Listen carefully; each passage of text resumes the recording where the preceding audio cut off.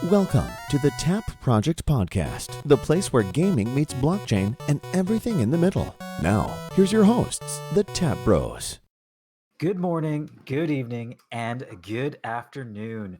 Welcome to another Tap Bros podcast. I'm your host, Haniff. And I'm Hugh. You know what? We do have a banging show for everybody today. We've got lots on the go. We've been heads down, doing a lot of moving and a lot of shaking. And what's my tag-in line again? Suit up? Okay, right. Let's suit up. Thank you, Hugh, for that intro. We do appreciate you guys for tuning into another Tap Bros podcast. It's been a little bit, it's been a while. As Hugh said, we've been heads down. I won't want to rephrase exactly what he said, but we have been pretty busy here. But we just thought it'd take a good time to touch back in with the community and with our podcast community and friends and let everyone know kind of what we see, what's going on in the space as well, and kind of what we've been up to over the last little bit. But we want to make this one a good show for you guys today. We got some banging things on the go as usual. We got the NFT craze has been popping off, pop, lock, and drop it moving as usual, and it's continued to pick up. It hasn't slowed down. So we're going to be definitely talking about NFTs today and getting you guys all squared away and making sure you guys know exactly what NFTs are, exactly kind of what's moving in the space, some cool ideas that are going around, and things that we can kind of look out for. So thank you guys again for tuning in. Yeah, we've got a good. You know what? The ones that like we just kind of flow with it turn out to be some of our funner podcasts. So we've got a good show for you. We've got some ideas, some stuff we want to talk about, but we're just gonna let it flow. We're just gonna chat. We're just two co-founders just chatting, just saying what's our mind, what we see out there. So let's. Do we want to kick off with a market minute? Yeah, let's kick off with the market minute. So just to kind of recap about what the market minute is. It's where I have 1 minute to talk about the market and how I see it going forward in the next little bit. I could be a week, a couple of days, it could be short term, long term. Normally, I generally talk about the crypto market minutes. Sometimes I go into some stocks and just to provide a little bit of recap of what I see. It's not any sort of financial advice or anything, for educational purposes only, but we just do this to kind of give a nice little mix up for those who are into the stock market, into the crypto market, and kind of seeing our perspective on it. All right, get ready. You ready? I'm ready. Okay, 1 minute. Let's hear it. Go.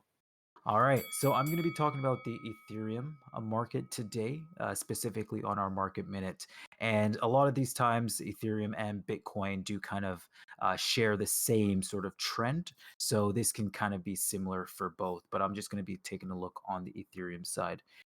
What I do see is a short entrance into a smaller downtrend. We've tried the top in the last couple weeks, I'd say, in mid-February and now again in mid-March, so about a month apart. We tried the top, and at that point, we formed kind of what they call a double top. And so, and the reason I pause with that, we do need some good news. We are kind of going sideways, and I wouldn't mind if we kind of go sideways as we go through this, but we might see a little bit of a downtrend here. Again, if we do stay above kind of that 1500, 1400 mark that we saw at the end of February, then I'll still say this is a complete uptrend. But we did try that top twice. We tried it the first time, it did not work, retested it again, and so now we're kind of hovering. So I would like to see the market kind of go sideways before kind of another injection of fuel to keep going up. But normally what comes from the top is kind of a correction. So we might be seeing that. That might be in kind of the early days in the next 1 to 3 weeks or so. But again, still very early on. Anything can happen. This is the crypto world. It's 24/7. It's a hyperbolic chamber. But that's what at least I see for on the Ethereum side. We might be stabling down to about the 1680, 1700 mark, just with a little wick. Nothing too serious or not. There you go. Yeah, I gave you an extra 30 seconds just because it's been a little bit since our last. So just for you guys out there, I want to give you just a bit more time. But that was good. That was good. Appreciate All that. right. Yeah, I was settling in for that minute, then I was like, oh, I think I got a couple more seconds Yeah. here. No, just give you an extra 30, just for our followers out there, an extra 30 seconds just of loving and just appreciation. Appreciate it. Thank you. So again, you guys, thank you guys. We do got a hot show, and we are just going to be kicking it off now. We don't want to take too much time today, but just want to give you guys something special. For the last little bit, we did a community call in, I guess that would have been March 15th. That was a first time for us. How'd you find that, Hugh? You know what? I enjoyed it. I thought it was really cool to interact with the community. You know, typically it's through Telegram and that type of keyboard to screen communication. But it was nice to do a bit of an audio.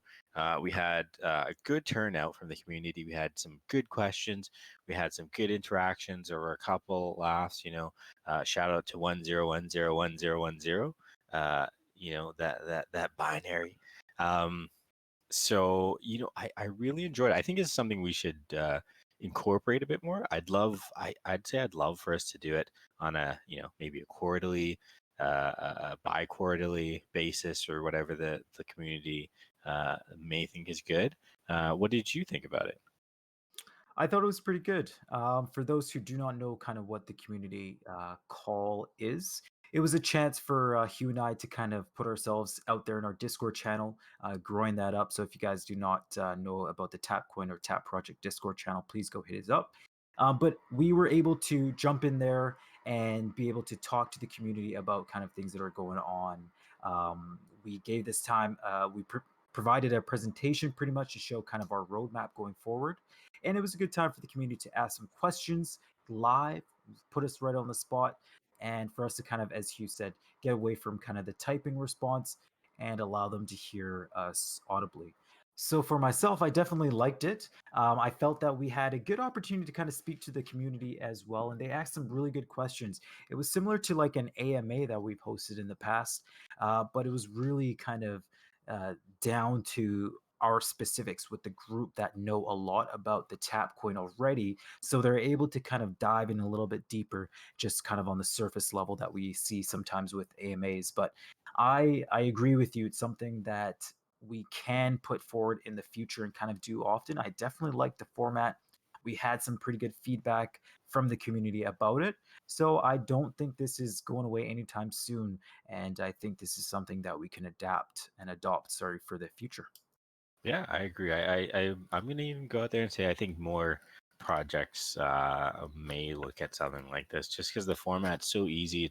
It gives you a bit more one to many on the community side, and for them to interact and hear the leaders of these projects talk about it more in depth, and just kind of gives them a chance to put their questions out there and allow it to get answered to the full extent. And it doesn't, for us, we've participated in a lot of AMAs, and you get these questions and you type as quick as you can, as fast as you can, because you want to get it in as much. But nothing beats voice. Nothing allows you to get your message across more clear than voice, and allows you to convey and paint that picture for the community. You're right. You've said it well, so I appreciate that. Let's get to the NFT talk. NFTs have been booming in the last bit, and I think we called that. If you guys haven't heard or didn't listen to one of our previous episodes when we said, "Is NFT the new buzzword for 2021?" Oh, I remember that all too well. I think that's when we dropped Elon that nice little concept. I still haven't heard back from him, so Elon, if you're listening, I'm waiting for that retweet, my friend. Yeah, I think he's been too Slide into my busy tweeting DMs. about Dogecoin or something. You might have to catch him tweeting that. just toss me a DM. We'll chat it out. But we did call it. I'm still waiting for that NFT, that sexy name for NFT. But hey, we'll go with NFT for now. But I think it's gonna mold. It's still, we did call it. It's still gonna be the word. It's still gonna be the thing for this year. And I get names wrong. Is it what's it? Burple, Bipple? What's that? That thing People? Beeple. There we go. Beeble. Uh, did you hear about that? Yeah, his $6 million NFT, that one. Is it that art auction was it 6 or 69 million? Something like that. One or Some, the other. yeah, something like that. So you know what, NFTs aren't going anywhere. It just goes to show that there is a want, there's a need, there is a curiosity out there, and we're just going to start to. This is just the beginning of it.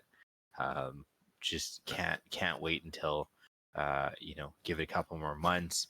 Can't wait to see what happens, how it continues to mold and grow. Yeah, you're right. And I think on the previous as well, we said that the NFTs wouldn't necessarily be a buzzword, but something that's going to actually stick around with us. And we're seeing right now collectibles and art kind of run that, but gaming is not too far behind and kind of using NFTs within metaverses or multiple platforms and games is something that we're going to be seeing. I know that I'm not. It's not a plug or anything like that, but I know that there's other projects like Sand and stuff like that have been pulling out for the metaverse and trying to allow people to build kind of like a Minecraft style of games, so to speak, quite easily, and have those assets or things along those lines be converted to NFTs. So I think we aren't too far away. I don't think this year, maybe at the end, towards the end of the year or something along those lines, we'll get into the real big stuff. But I do think that's coming soon, where we get a real massive size um, game that really dives into NFTs and its usability and pretty much making everything into a full blockchain game. Maybe with kind of Ethereum 2.0, layer 2ing, roll ups, all that stuff, all that nice new fancy jazz stuff coming too. We might see kind of full blockchain concepts. But I think a lot of people are still looking to kind of that layer 2 solution and jumping on that. Yeah, I completely agree. I think and I think we're going to be the first. Just mark the date if you're listening. For those of you listening to us, mark the date when you hear me say this. I think what's going to be the game changer for NFT, and I'm putting it down already. Calling the game changer is just when you're playing a game for the gaming space, playing a game, you get an NFT, you don't even know it's an NFT, and it's in your wallet, and you continue to game on. Just that simple. Yeah, I think I smile because I think we're not there yet. Nope. Nope. But I do think you are right where we could it's all about making these things as easy and that leads into the next kind of topic of how do we without giving our trade secrets away or anything like that what we're working on, but how do we, or as developers in the crypto space, make these type of things that really catch on to the mainstream like NFTs. They've caught on with mainstream gamers, they've caught on with influencers, they've caught on with celebrities, they've caught on with traditional investors. How do we make these things that are embedded into cryptocurrencies and blockchains that have been here for years? How do we make them that much more easier for people to use? What are your thoughts there on the dev side? I know you're obviously a developer on our side, but what do you think are some ways that we can kind of assist that? Yeah, that's a great question. My thought to it is that you cut away all the fat. You make it as simple as possible, and you make it not so in your face. I think one of the things that that we face, or projects face, or is that we have to tell you that it's an NFT and it's got to go through this and got to do this and gotta click this and that. And so you get accustomed to, okay, this has to do this in order to do this. And I think in order to really get it, quote unquote, mainstream, it's got to be simple and it's got to be not in your face. It's just got to be a part of the process, right? It's like a loading screen when you're waiting for something. It's just a part of the process. You know it's there, you accept it's there, and it gets you to your next state, and you don't mind it. It doesn't stop you. It doesn't cause you grief. It doesn't cause you extra steps in order to get there. You just know that this is what I'm doing, and this is what I get, and I can continue to game on. I think that's exactly going to be it. It's that right now everyone wants to know that they're earning an NFT. So I think right now projects are really putting it out there to say, hey, this is the NFT that we have. We've already had it, but we're just kind of putting it out there again so you guys know it's an NFT.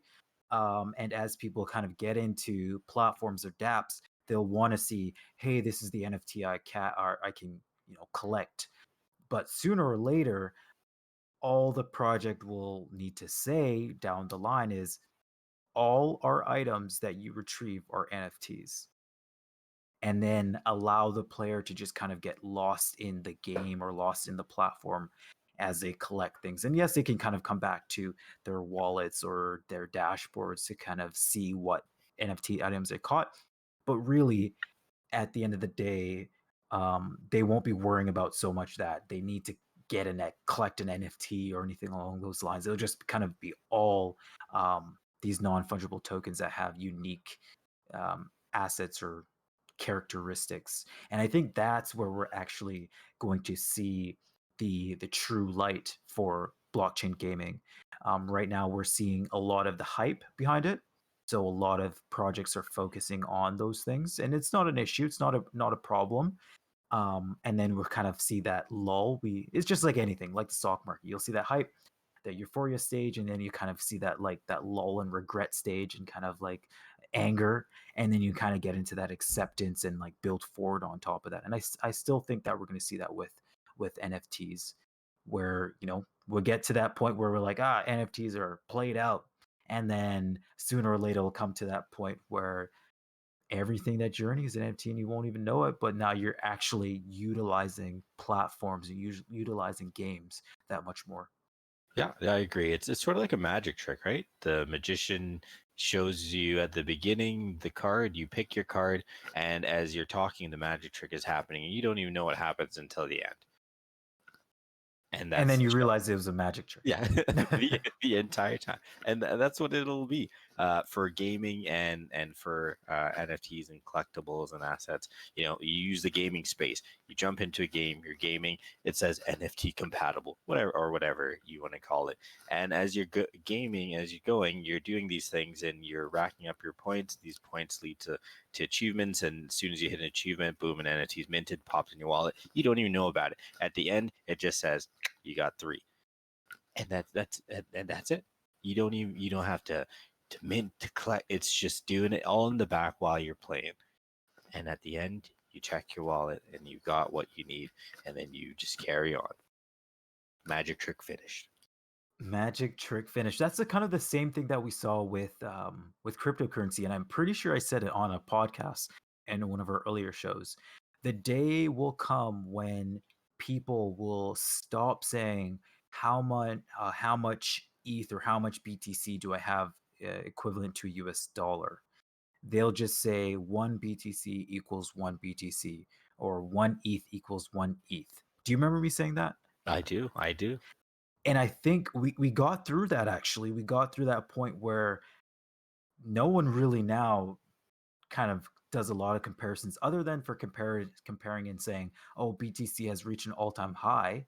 You don't really see anybody comparing the US dollar to cryptocurrencies anymore, other than the fact that when they say it's their all-time highs, a lot of these products are just being used for 1-to-1 ratio. When you give somebody away an ETH or whatever, you're actually cherishing that ETH. You don't want to give it away, whether it's in gas or whatever, because you're actually just translating the value equivalent 1-to-1 in a ratio. Yeah. That transition towards it standing on its own has started. Exactly. And I think that's where we're going to be seeing with NFTs as well. We're at that point right now where everyone's like, oh, how much is the NFT worth? Or, what can it be used worth? Or what can I collect with it? But soon it's just going to be like, no, I have an NFT and that's it. Like this is my NFT and this is what it's used for. It's not sort of translated to a value of how I can get rich off of it, rather how I can get rich within the game or within the platforms itself. Yeah, yeah. The added use of NFT as Right. There's been one idea that I've been really thinking about with the NFTs. I don't know if I should say it or not. just do it. You know, this is where we throw things out there in the universe, and it usually comes back, and we have to create it ourselves anyway. So All right, so I'm gonna give this one out. This is your free one. If you guys tuned in and stuck around with us for this for 20 minutes or whatever, how long we've been going, you got this one for free. It's quite simple, Hugh. I'm There've been other products like this, like Mana, Decentraland, other products, but I just want it as simple as SimCity NFT. That's it. SimCity NFT. I like it. SimCity NFT. I like it. Where pretty much it's, and again, there's been other projects that have been kind of like maneuvering this space, but it just simply SimCity, but NFTs. All the items there are NFTs, and it runs exactly like SimCity, but it's all NFTs. So if you collect an NFT and it's a building, boom, you plop that building in there. You got to maintain it. It decays if you don't actually, put citizens there to work there. The buildings collapse. You take it down, you burn it, and then you create a new building. You obviously have to get citizens in there. You create the roads. Everything has to, the piping, the systems, everything has to go well. If it obviously doesn't, then it decays. Just literally, just SimCity and NFT.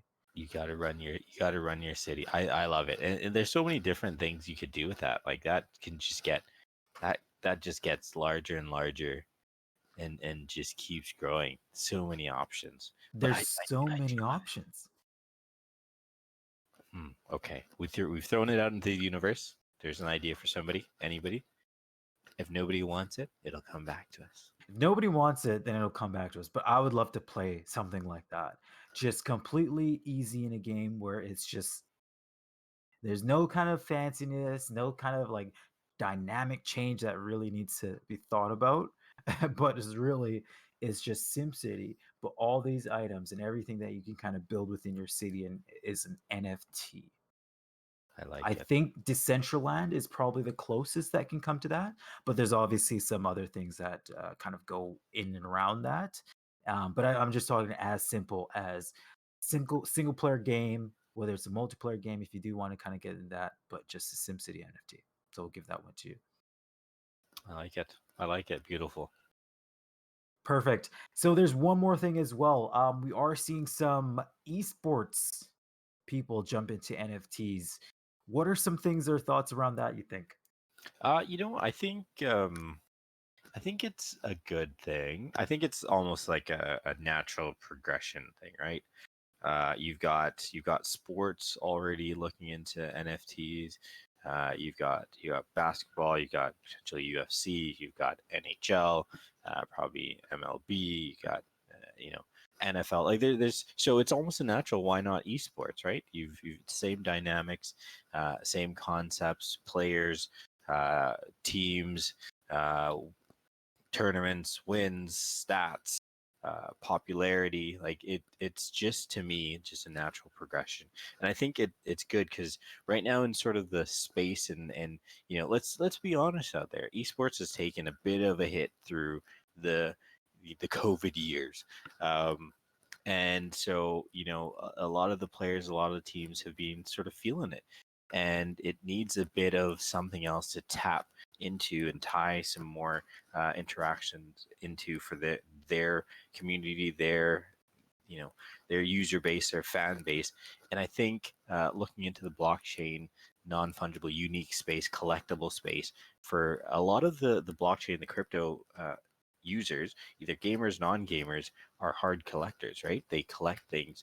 They like collecting. They see the value either keeping it or possibly selling it, and so it's opening up that audience and bringing them in. That's sort of my thoughts. What are your thoughts to it?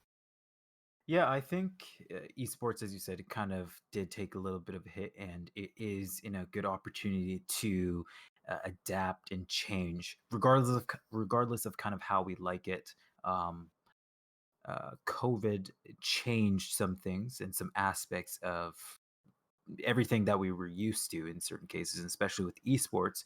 People were used to pack in stadiums. Like up until that time, we were having stadiums packed with, you know, hundreds, close to millions of people. Um, Probably not millions, but hundreds of thousands of people packed into stadiums, for those Dota tournaments, huge CSGO tournaments, whatever, League of Legends. We did take a step back. We're now getting into seeing a little bit of that.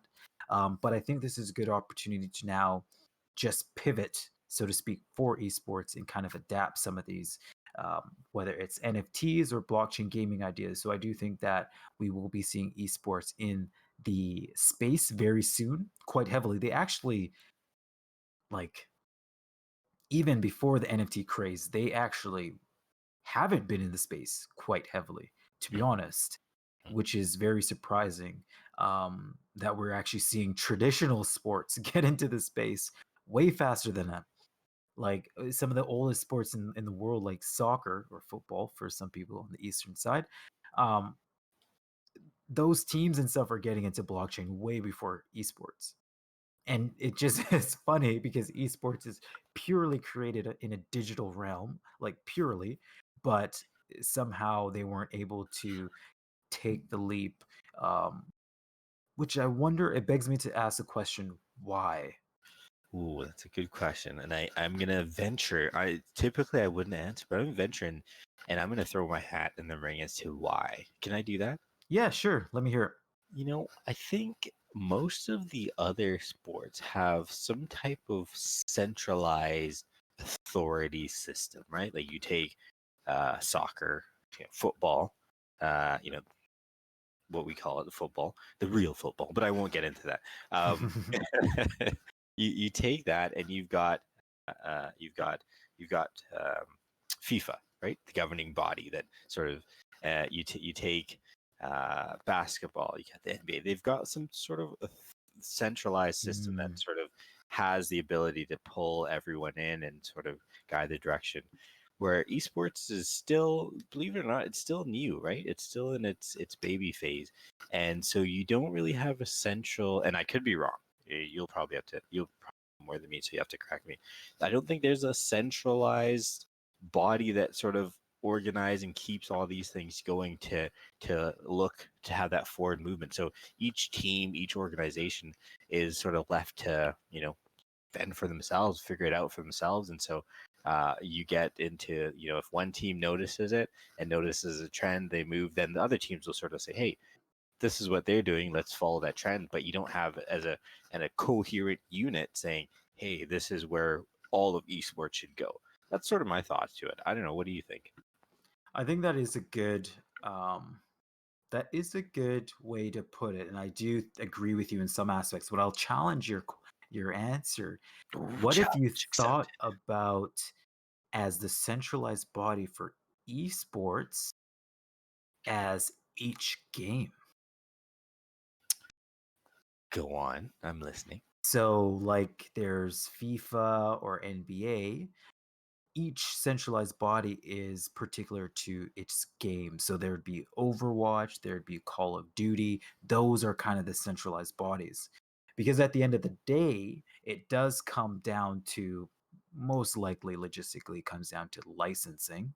Hmm. And if Call of Duty or Overwatch or Blizzard, for example, that creates those games, were to say, yep, all of Blizzard titles will be eligible for any sort of blockchain gaming incentives, then really you kind of assist the teams and the esports organizations. Hmm. So I think it's kind of like, except in soccer, yes, there's multiple. We can get into almost every country having their own kind of centralized body, but in general, it's FIFA. It's kind of looked at it, and then you have like EPL, English Premier League, and stuff like that, and you got some Latin leagues and stuff. So you do have multiple, similar to games, you have multiple games within a realm of a genre shooter, multiple shooter games. But I think it's actually the publishers that would be the ones that would have to take the step, because if the publishers don't and the esports teams do, they can't really, I guess the struggle is, how do they really dive into some products and stuff that they are struggling with owning? Mm. So I think that's maybe the problem. No, that's a good point as well. And you know what? I'm going to challenge the publishers and say they're like, not all of them, but they're like huge, huge tankers, huge cruise ships. It takes a long time for them to do a turn, right? Mhm. So, you know, for them to even spot a trend, and I'll probably get in trouble. I love you, publishers, and I'm saying this because I love you. So hopefully you'll hear me out and listen. If there's nothing wrong with being a huge cruise ship, but when you need to divert and change course, it takes you a long time to rotate. And It so I does. think when you have all these things moving so fast, especially in a booming new industry, a fresh industry, and you see it, it takes a while for you to just turn the ship just a little bit to start facing that direction. That's a good point to put into perspective. It does take publishers about a couple years at the very least Yeah. to pop out a game. So now you gotta you gotta they're in the middle of a game, and then now they hear this thing called NFTs and blockchain gaming. I could only imagine you have somebody like me who, and you know what I mean by that, Hugh, where I'm like always scouring for things to produce or ideas to bring into the Tapcoin and Tap project. And then now you're a developer like yourself who is heads down and we have a goal and roadmap in mind. And then all of a sudden I say, Hugh, there's this huge idea called NFTs and it's called blockchain. And you're like, you just probably look at me and roll your eyes. I'll get Be- to it in 3 years. right? Because you're like, I'm in the middle of development. I started this back in 3 years ago, and now you're trying to change this or add something. No, we'll late. We'll save it for the next project. And you're right. But at the time they kind of focus in, maybe that's something to say. Maybe in 3 years we'll see kind of um, a big published blockchain game, Maybe. because it's kind of they're saying, "Oh wow, NFTs are kicking off. All right, Jimmy, let's get to coding that game that you always talked about." And now they're actually going to probably start, publishing or sorry, coding those games and working on them. So yeah, I think you are exactly right. It's that turning, that ship does take a while to turn. Yeah, yeah, and you know what? Maybe the big game publishers have to look at a decentralized, development approach, and maybe it makes it Ooh, right. Maybe it makes it easier to change course a lot quicker when you're instead of trying to rotate the entire ship. Maybe you just need to alter and change course on a few because you have the ability to, you know, rotate pieces of it, right? So who knows, a decentralized development approach for large publishers. Hit me up. You know where to find me. that is awesome. I appreciate that. And that is where we will hit off. That's a good ending to hit off on, a decentralized development approach. Ooh. So Hugh gave that one out for you guys at the very end. So We're appreciate we're that. just full of ideas. We've got ideas all over the place. That is awesome. So that is where we'll end it off today. I thank you guys for tuning in. We just want to give you guys another little bit of information and fun. And thank you guys for hanging out with us again. Our goal is to do this on the regular. Obviously we got super packed down. So we do want to keep you guys updated with that. So please, we do apologize. But thank you guys for sticking in this whole time. And if you guys haven't already, please do check out our previous episodes on Spotify, on Podbean, and Google Podcasts as well. Follow us on Twitter. Follow us on all our social media as well. Tapcoin, tap_coin. Follow us on Telegram, t.me/tapcoin. Hit us up, tapproject.net. And thank you guys for tuning in. We thank you again and again and again. Hugh, hit us with the outro. Fueled by gamers, inspired by the community, disruptive to all. You guys have a good night. This show is for educational and entertainment purposes only and is not intended as personal financial advice. Before making any financial decisions, please do your research and consult your financial advisor as needed.